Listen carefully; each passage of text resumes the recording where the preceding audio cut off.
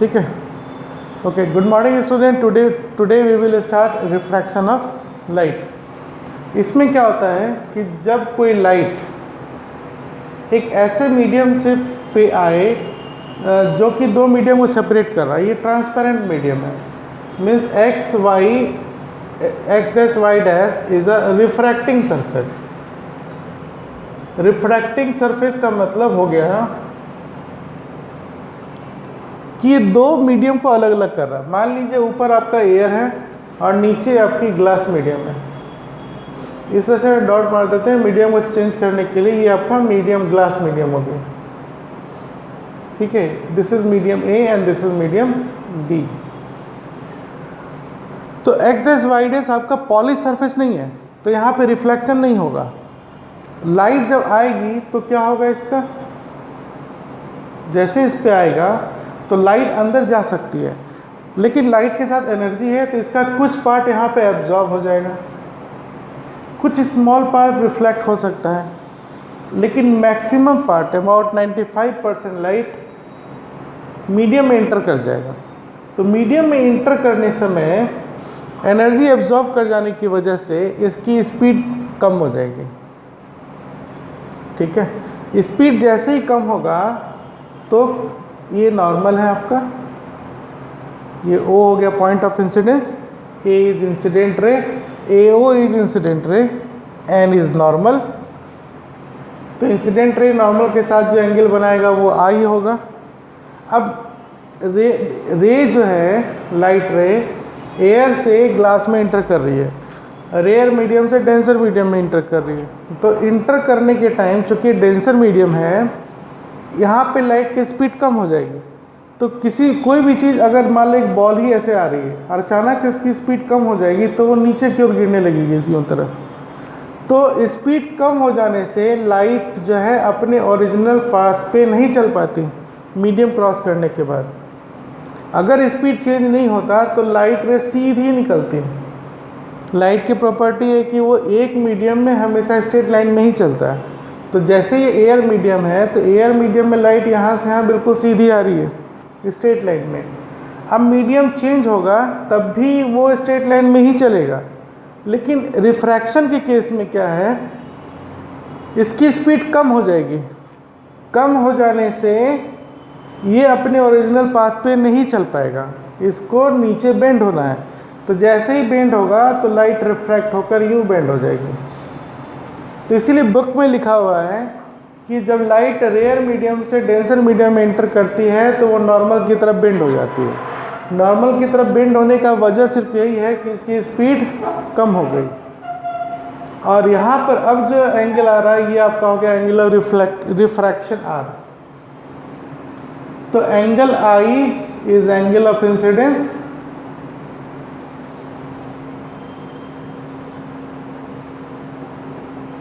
Angle R is angle of refraction.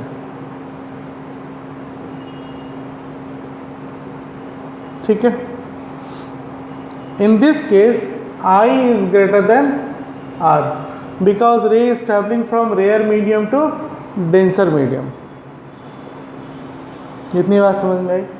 तो light के speed का चेंज हो जाना रिफ्रैक्शन कहलाता है। तो हम कह सकते हैं डेफिनेशन जो आपकी रिफ्रैक्शन ऑफ लाइट क्या आएगी, you can write definition as, मैं लिख देता हूँ बोर्ड पर।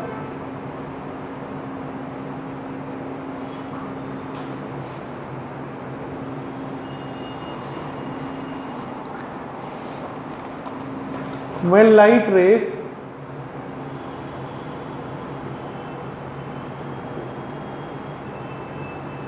light rays travel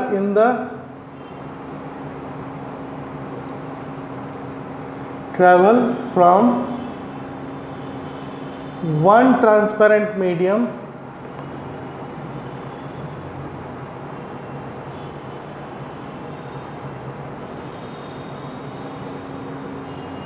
to another,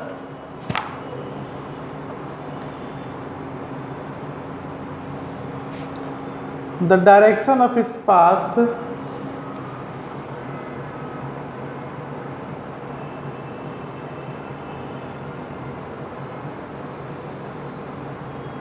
direction of its path changes at the refracting surface.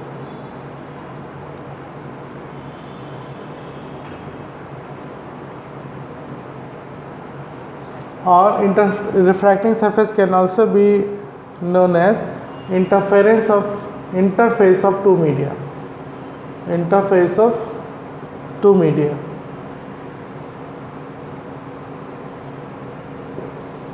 This phenomenon is called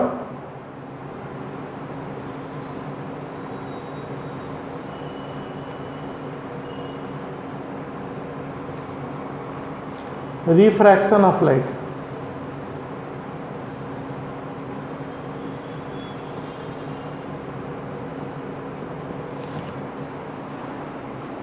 ठीक है।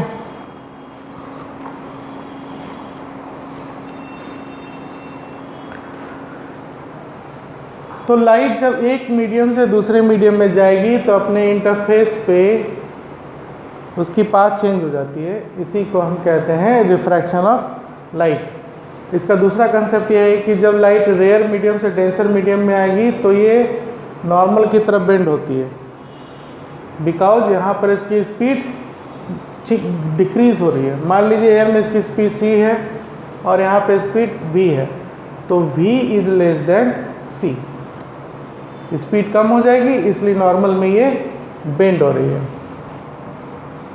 स्पीड की अगर मैं फॉर्मूला बताऊं तो जैसे v is equal to nu lambda होता है। लाइट वेव है, भले ही हम यहाँ पे पार्टिकल नेचर पढ़ रहे हैं, लेकिन लाइट एक वेव है, तो वेव की स्पीड तो ये होती है v is equal to nu lambda. इसमें तीन टर्म है, वेलोसिटी, फ्रीक्वेंसी एंड वेवलेंथ। अगर मैं फ्रीक्वेंसी की बात करूं तो ये फ्रीक्वेंसी कभी भी चेंज नहीं होगा, चाहे लाइट किसी भी मीडियम में चली जाए। एयर से ग्लास में जा रही है तो एयर में जो फ्रीक्वेंसी होगी वही फ्रीक्वेंसी ग्लास में होगी। अगर ग्लास की जगह वाटर हो तब भी फ्रीक्वेंसी चेंज नहीं होगा। तो लाइट जब डिफरेंट मीडियम में पास करेगी तो इसका फ्रीक्वेंसी चेंज नहीं होता है। चेंज क्या होगा इसका? Velocity and wavelength.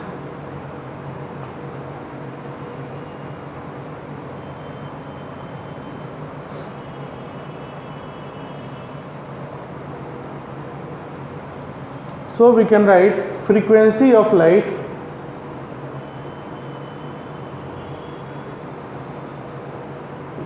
never changes as it crosses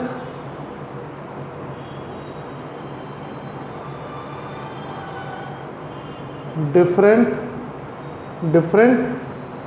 medium।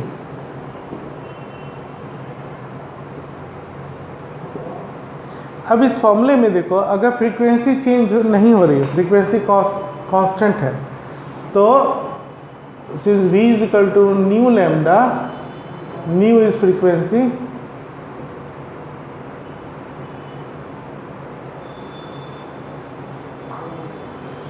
and it is constant, and it is constant।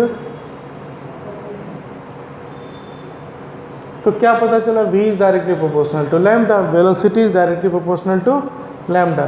तो as velocity decreases, lambda also decreases।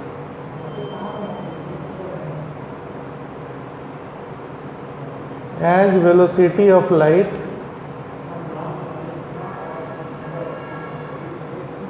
decreases in a medium, then wavelength of light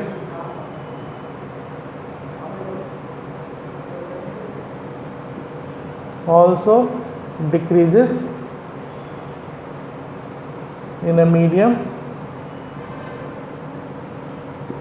and vice versa।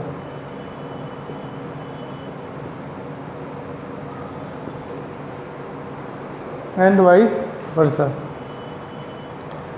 तो अब आपको समझ में आ गई कि denser medium में जाने से वेलोसिटी कम होगी, तो यहाँ पे इसकी वेवलेंथ भी कम हो जाएगी। तो न्यूमेरिकल बनाने के लिए आप ये देखें कि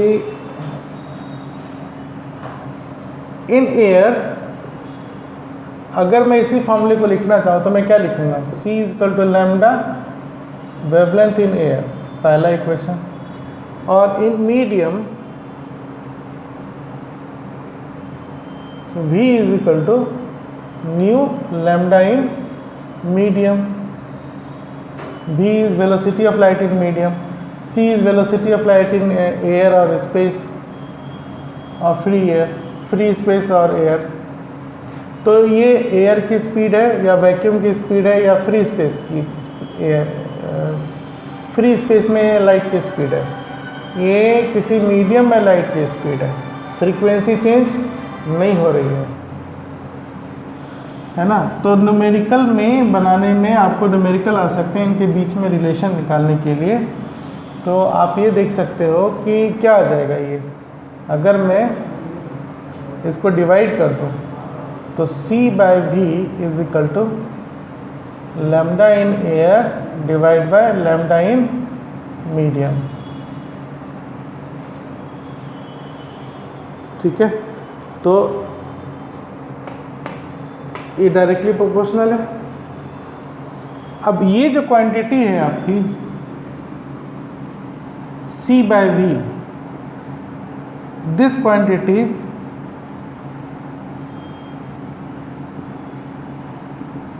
C by V is called as refractive index of medium.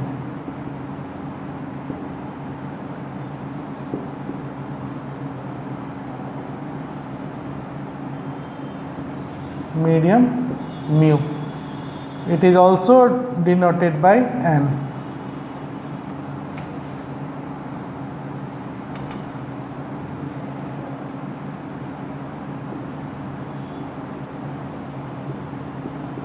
n से भी डिनोट करते हैं।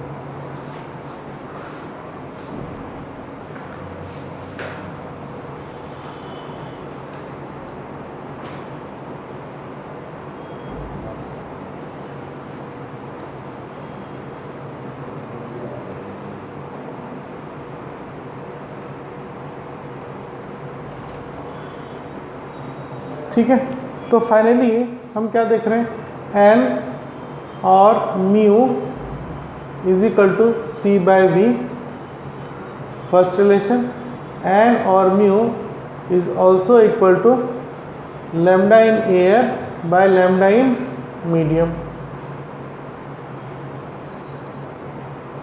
इन सिंपलेस्ट मैं इसको सिंबल लिख दूँ, mu is equal to C bye V। अब ये म्यू क्या है आपका, रिफ्रैक्टिव इंडेक्स ऑफ मीडियम। ये क्या हो गया, वेलोसिटी ऑफ मीडियम। ये क्या है, वेलोसिटी ऑफ एयर। यहाँ पर फिर देखो क्या है, mu is equal to lambda by lambda, तो ये मीडियम हो गया, ये एयर हो गया।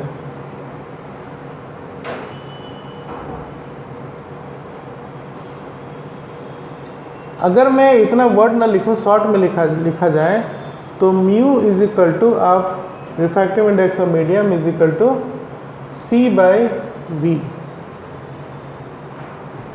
Velocity in medium, mu medium is equal to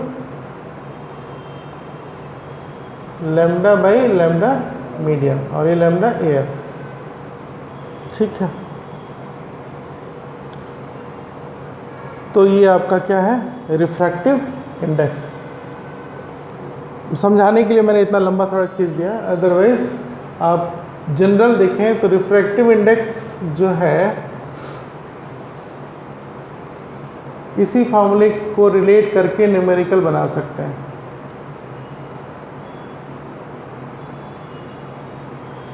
है ना, C stands for velocity in air. यही मेन 3 फ्रैक्शन है जिससे आप न्यूमेरिकल बना सकते हैं। तो रिफ्रैक्टिव इंडेक्स यहाँ मीडियम की बात कर रही है, तो हम कह सकते हैं refractive index of medium is inversely proportional to wavelength in medium, wavelength of light in medium. तो वेवलेंथ हाई किसकी होती है, रेड कलर की wavelength of red colour is maximum,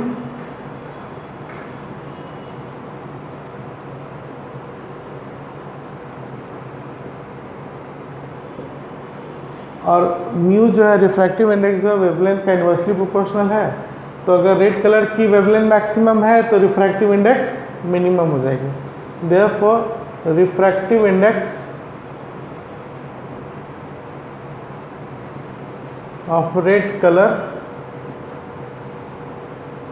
is minimum, मतलब म्यू आर इज मिनिमम। और vice versa, तो हम कह सकते हैं, तो फिर मैक्सिमम रिफ्रैक्टिव इंडेक्स किसका होगा? वायलेट का। तो हम कह सकते हैं refractive index of violet colour is greater than refractive index of red colour. अब इसके लिए रीज़न क्या आएगा? Wavelength of red colour is greater than wavelength of violet colour and frequency remains constant.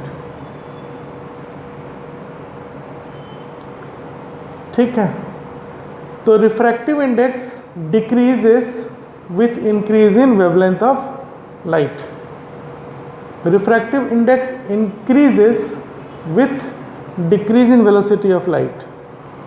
तो अब आप ये देख लीजिए,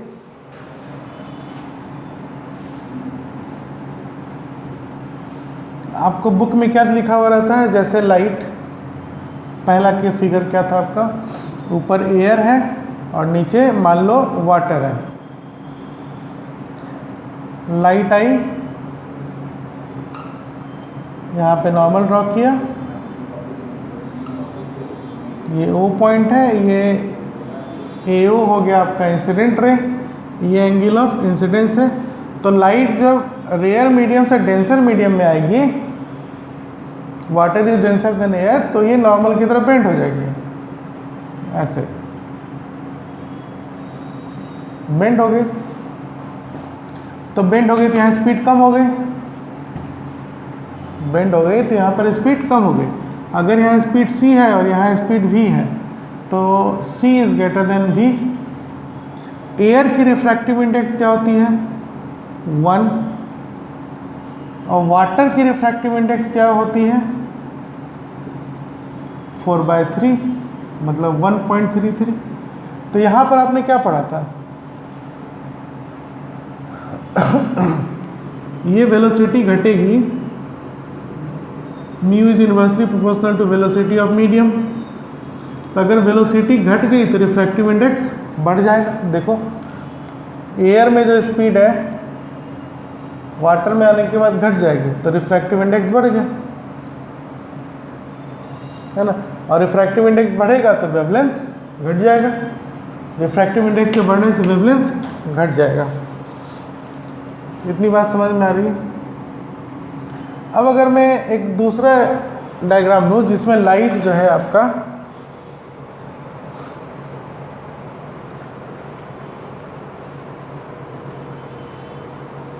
डेंसर मीडियम से रेयरर मीडियम में जा रहा है, जैसे नीचे मान लीजिए वाटर है, ये वाटर मीडियम है और ऊपर आपका एयर है।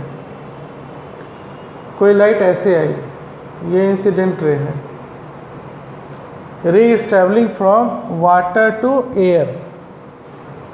तो यहाँ पे अगर हम नॉर्मल बना लें, किसकी ये ओरिजिनल पाथ है? This is original path of light.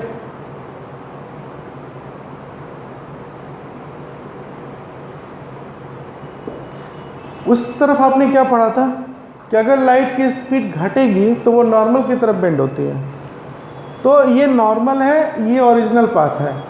तो जब लाइट डेंसर से रेयर में जाएगा तो उसकी स्पीड बढ़ जाएगी। यहाँ पर स्पीड है v और इधर स्पीड हो जाएगी c। तो जैसे स्पीड बढ़ेगा तो ये नॉर्मल की तरफ नहीं जाएगा। रे रिफ्रैक्शन के बाद नॉर्मल की तरफ कब जाता? जब इसकी स्पीड घटती। लेकिन यहाँ तो इसकी स्पीड बढ़ रही है, डेंसर से एयर में जा रहा है, वाटर से एयर में जा रहा है, स्पीड इसकी बढ़ेगी। स्पीड बढ़ेगी तो कभी भी नॉर्मल की तरफ नहीं जाएगा, ये नॉर्मल से दूर जाएगा यूँ।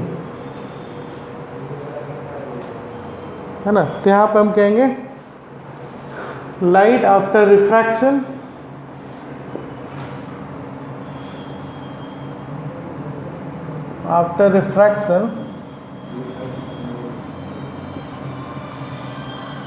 bend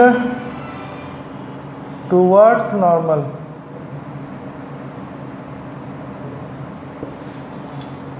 यहाँ पे क्या कहेंगे, light after refraction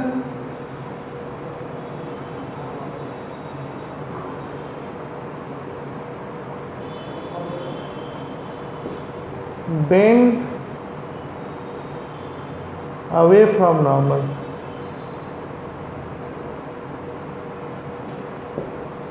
Bend away from normal. ठीक है,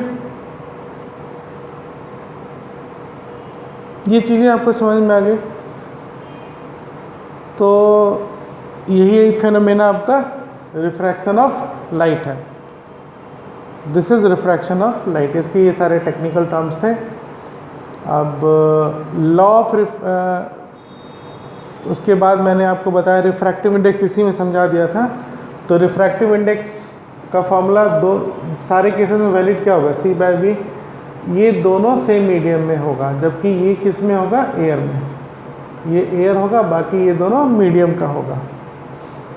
फिर मैंने बताया था लैम्डा बाई लैम्डा मीडियम। तो ये भी क्या आपका एयर है, ठीक है, और ये मीडियम है। फिर आप इन दोनों को इक्वेट कर सकते हैं। ये रिफ्रैक्टिव इंडेक्स मीडियम की हो गई। तो अब बात आता है कि ऐसे कौन कौन से फैक्टर हैं जिस पे आपका रिफ्रैक्टिव इंडेक्स डिपेंड करता है। उसके पहले मैं आपको एक चीज़ और बता दूं कि अगर रे यहाँ पर एंगल ऑफ इंसिडेंस है I और यहाँ एंगल ऑफ रिफ्रैक्शन है R, तो यहाँ पर इस केस में R is greater than I और I is less than R। और इस केस में क्या था आपका, I is greater than R और R is less than I। ठीक है, तो डायग्राम से आप बनाकर समझ सकते हैं, राइट।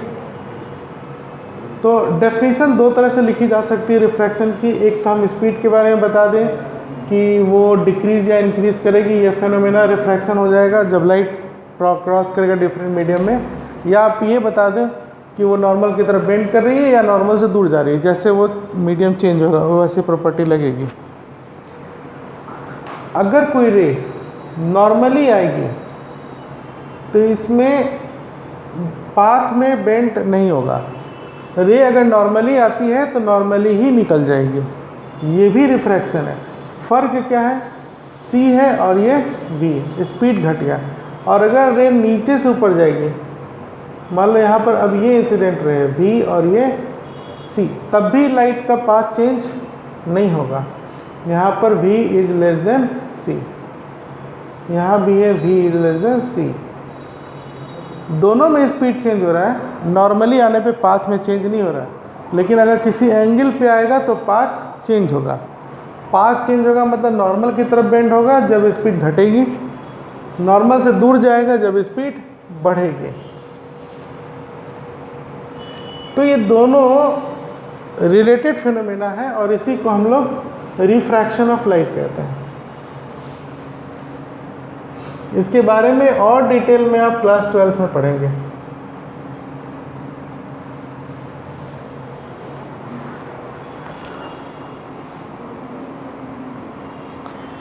अब हम ये देखते हैं कि इसमें क्या क्या फैक्टर्स हैं जिस पे ये रिफ्रैक्टिव इंडेक्स आपका डिपेंड करेगा। अगर आपसे पूछा जाए कि रिफ्रैक्शन की वजह क्या है, क्वेश्चन अगर आता है व्हाट काउजेस रिफ्रैक्शन, तो जो मैंने एक्सप्लेनेशन किया था वही काउज है। पहला एक्सप्लेनेशन क्या किया था आपको कि when light travels from one medium to another it changes its path, first cause. Second, frequency of light do not change, second cause, है ना। ये दो इम्पॉर्टेंट काउज हैं। फिर आप स्पीड को भी बता सकते हैं कि स्पीड कम हो गई या स्पीड बढ़ गई। तो these are the causes of refraction. Right. फिर हम देखते हैं कि factors on which refractive index of medium depends. Factors on which refractive index of a medium depends. Medium के किस प्रॉपर्टी पे रिफ्रैक्टिव इंडेक्स की वैल्यू चेंज होगी? First, nature of medium.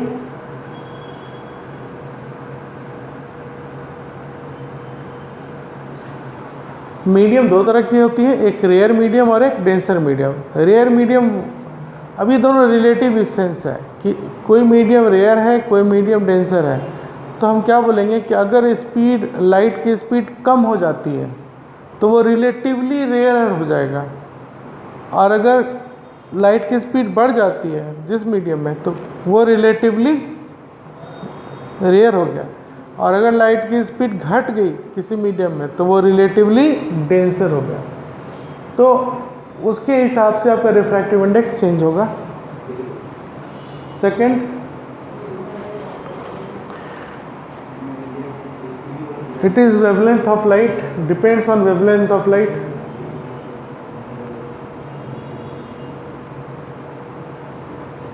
मतलब mu is inversely proportional to wavelength। ठीक है, ये मैंने बता दिया आपको। थर्ड है आपका टेम्परेचर।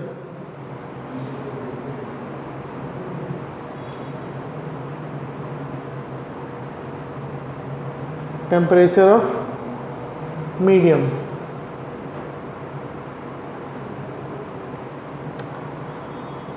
ठीक है, इस पे भी आपका रिफ्रैक्टिव इंडेक्स डिपेंड करेगा।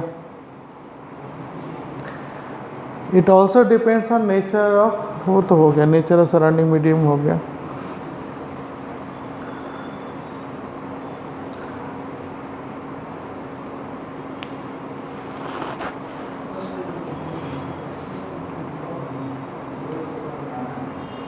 चलिए अब हम इसमें एक चीज़ देखते हैं, इसको लिखने का तरीका क्या है रिफ्रैक्टिव इंडेक्स को।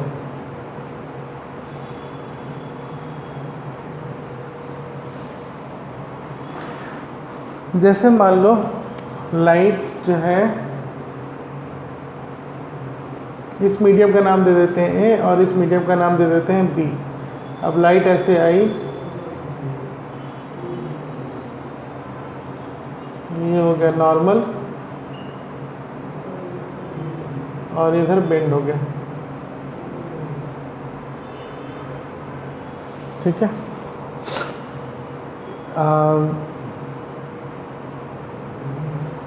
तो लाइट किधर चल रही है आपकी? Light is travelling from medium A to medium B. तो हम क्या लिखेंगे? Light is travelling from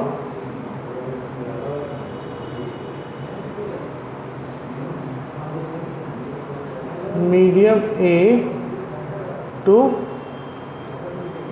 medium B. तब फिर ये क्या हो जाएगा आपका? A mu B. इस लैंग्वेज को हम लिखेंगे ए म्यू बी, मतलब light travelling from A to B. अगर मैं ऐसे लिख दूं कि 3 4, इसका मतलब क्या हो गया? लाइट 3 से आ रही है, 4 में जा रही है। जो ऊपर लिखा रहेगा उधर इस मीडियम से आ रही है, वो इंसिडेंट वाली मीडियम है और ये रिफ्रैक्शन वाली मीडियम है। ठीक है, तो A mu B is equal to, इसको हम ऐसे, दूसरा टेक्निकल नेम क्या होगा? एक तो इसका मतलब आपको समझ में आ गया, ए म्यू बी लिखने का मतलब है कि light is travelling from medium A to medium B. अब इसका दूसरा मीडियम है, दूसरा टेक्निकल मीनिंग है।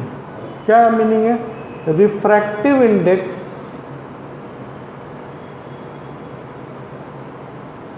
ऑफ मीडियम बी नीचे वाला है ना, refractive index of medium B with respect to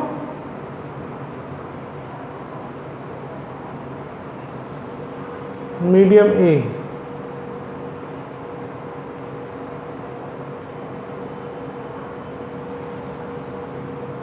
है ना,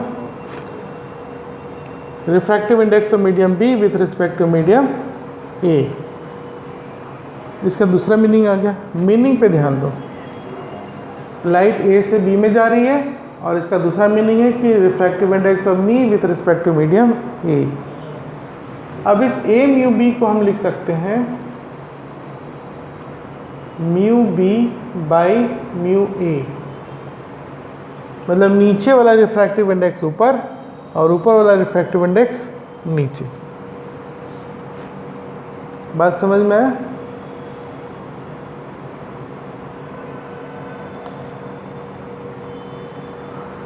राइट। तो अगर मान लो मैं लिख दूं 1 म्यू 2, इसका मतलब हो गया कि light is travelling from medium 1 to medium 2, और इसका दूसरा मीनिंग क्या हो जाएगा, refractive index of 2 with divide by refractive index of 1। ठीक है, इतनी बात समझ में आ रही है?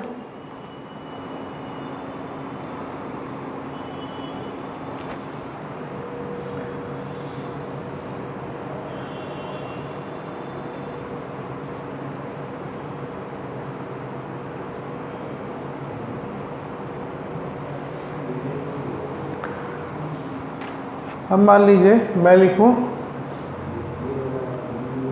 Refractive index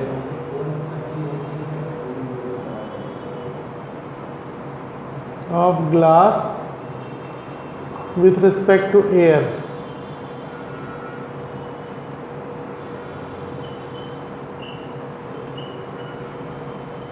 refractive index of glass with respect to air, जिसका मतलब क्या होगा, जिसकी रिफ्रैक्टिव इंडेक्स है वो नीचे आएगी और जिसके रिस्पेक्ट में है वो ऊपर चला गया। फिर हम इसको क्या लिखेंगे, refractive index of glass divide by refractive index of air और 2। राइट, ये बुक में है, डेटा है आपका, एक्सपेरिमेंट से आया है। फिर है refractive index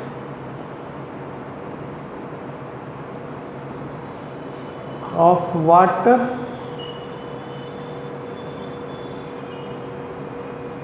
with respect to air।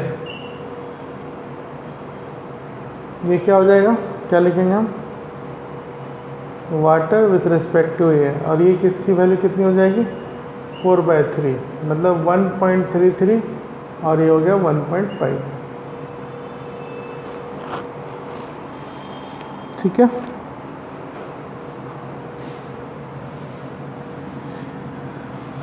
तो अगर मुझे मान लो निकालना है refractive index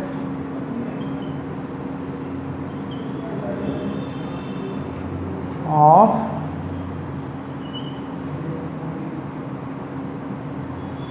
glass with respect to water, तो हम क्या लिखेंगे, किसका निकालना है, ग्लास का, वो नीचे हो जाएगा। किसके रिस्पेक्ट में निकालना है, वाटर, वो ऊपर हो गया। अब आप इसको क्या लिख सकते हो, क्या बताया मैंने, रिफ्रैक्टिव इंडेक्स ऑफ ग्लास, नीचे वाला ऊपर और ऊपर वाला नीचे। अब ये ऊपर का मीडियम खाली है तो दोनों में आप सेम मीडियम डाल सकते हो। क्यों?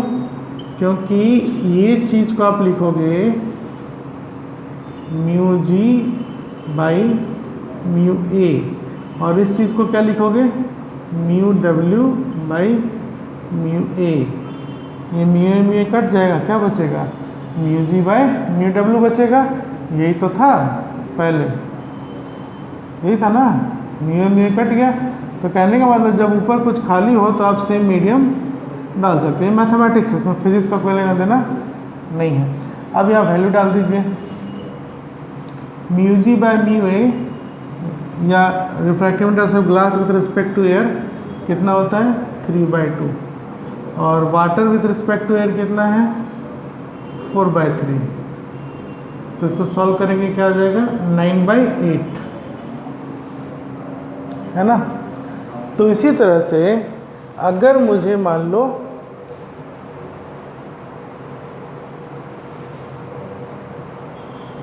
रिफ्रैक्टिव इंडेक्स ऑफ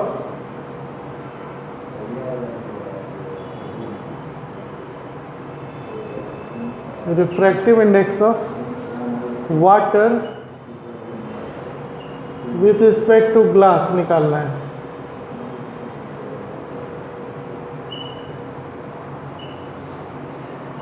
तो क्या हो जाएगा ये refractive index of water with respect to glass क्या हो जाएगा। अभी वाटर ऊपर चला जाएगा और ग्लास नीचे आ गया तो सेम मीडियम फिर डाल दीजिए। अब ये है 4/3 और ये 3/2।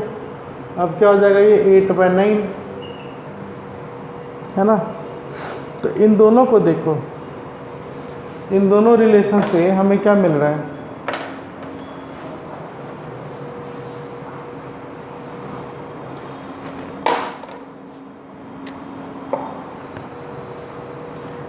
W mu G is equal to 1/G mu W।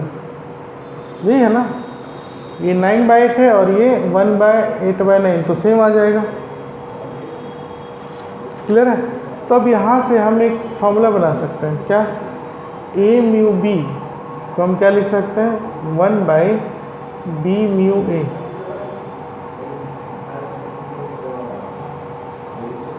ठीक है।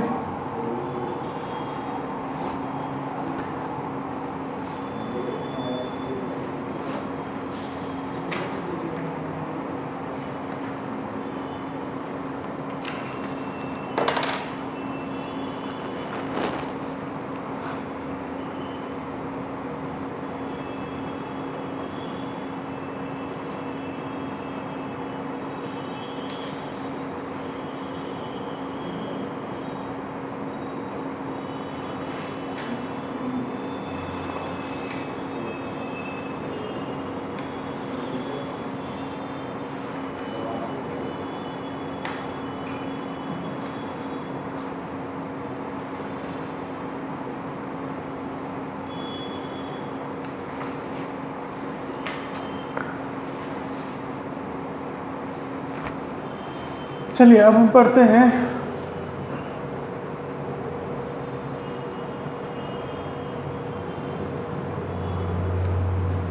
Laws of refraction.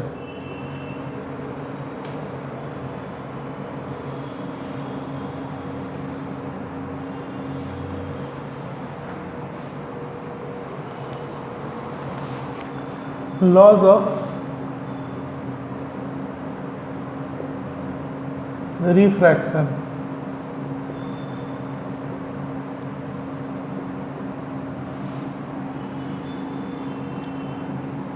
पहला क्या था, जैसे अगर हम एक डायग्राम बना लें तो ये दिख रहा है आपको, बेंड हो गया नॉर्मल की तरफ, तो आपको समझ में आ जाएगा कौन सा रेयर मीडियम होगा। ये रेयर मीडियम है A और ये डेंसर मीडियम हो गया B।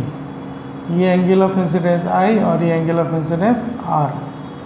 तो ये हो गया आपका रिफ्रैक्टिंग सरफेस। तो first law is incident ray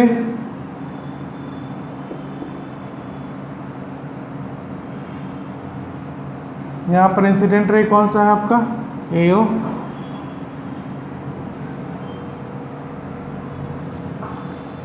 refracted रे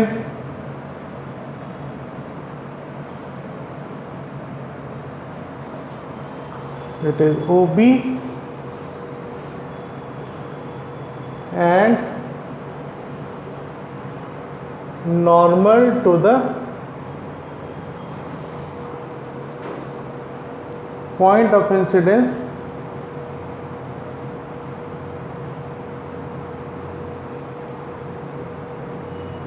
line same plane।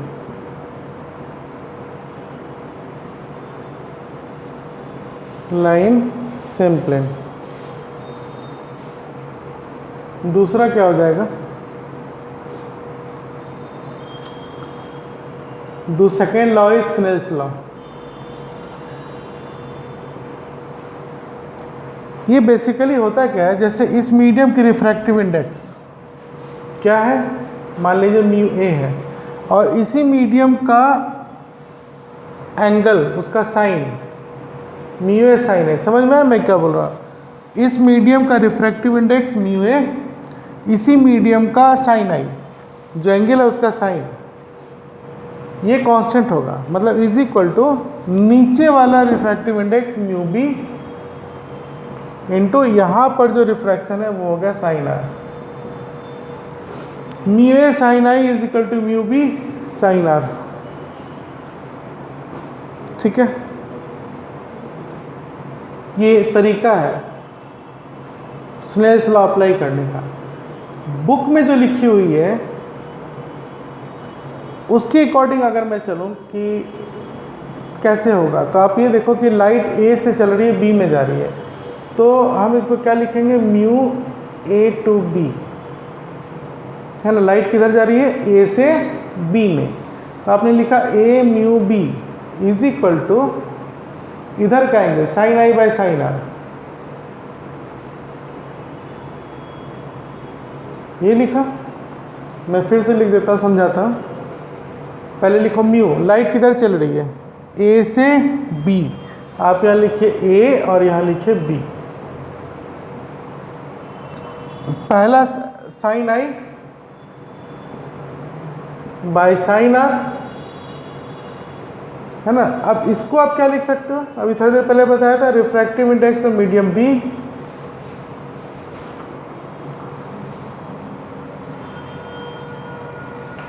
इसको हम लिख सकते हैं refractive index of medium B with respect to refractive index of air is equal to sine i by sine are. ये तो medium है और ये एयर है, तो अगर इसको मैं म्यू मान लूँ और एयर का 1 होता है, तो ये रिलेशन फिर क्या आ जाएगा आपका, mu is equal to sine i by sine r. यही रिलेशन है, बुक में यही लिखा हुआ है आपका, यही स्नेल्स लॉ है, that is second law of refraction. Second law is also known as law of refraction. ठीक है, तो एग्जाम में आप ये लिख सकते हैं, लेकिन स्नेल्स लॉ अप्लाई कैसे करना है वो आपका यही मेन इंपॉर्टेंट फॉर्मूला है, ये एप्लीकेशन का है। एक मीडियम का रिफ्रैक्टिव इंडेक्स, उसी मीडियम का साइन आई मल्टीप्लाई करोगे। बात समझ में आई? क्योंकि अगर मान लो लाइट इधर से चल रही है ऐसे,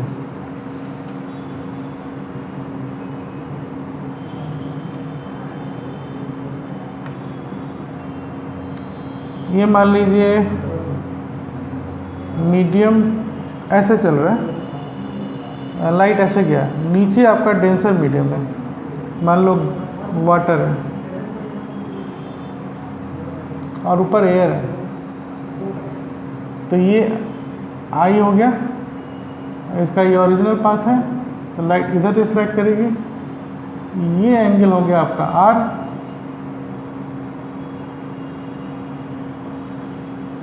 ठीक है। तो अगर आप डायरेक्ट फॉर्मूला लगाओगे mu is equal to sine I by sine r, है ना, तो ये गलत हो सकता है। क्यों? ये म्यू किसका है, आपका मीडियम का। स्नेल्स लॉ उधर वाले जो बुक में लिखी हुई थी उसके हिसाब से मैंने ये लिख दिया। अब हम चेक करते हैं क्या वाकई में ऐसा होगा, तो उसके लिए क्या करो, कंसेप्ट फॉलो करो। मान लो ये वाटर, ये मीडियम है और ये एयर है, तो हम क्या लिखेंगे, रिफ्रैक्ट, लाइट किधर जा रही है, मीडियम से एयर में, लाइट जा रही है मीडियम से एयर में, तो हमने क्या लिखा, एम म्यू ए। अब ये किसके बराबर हो जाएगा, यहाँ का एंगल क्या हो गया आपका, sine i by sine r. यही लॉ है, लॉ बेसिकली यही है, जिधर से लाइट चल रही है पहले उधर का ही आपको लेना है एंगल। अब आप इसको सॉल्व करो तो ये क्या आ जाएगा, mu A by mu M.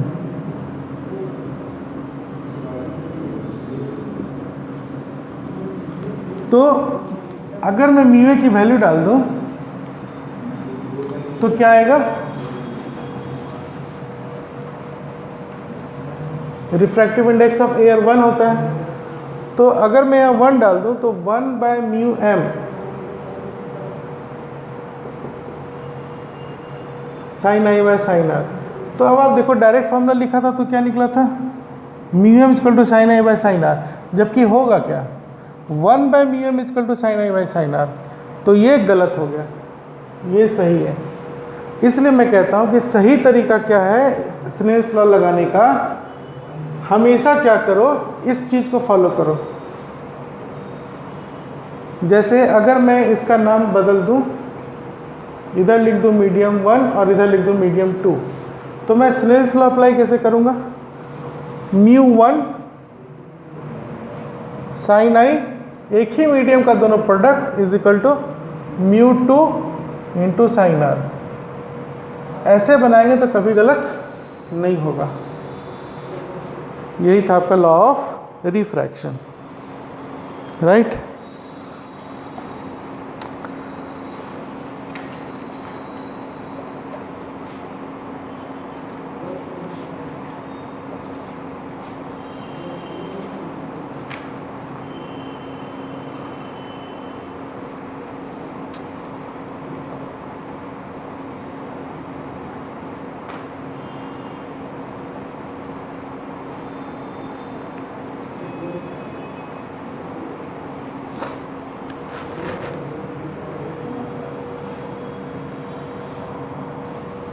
चलिए अब हम पढ़ते हैं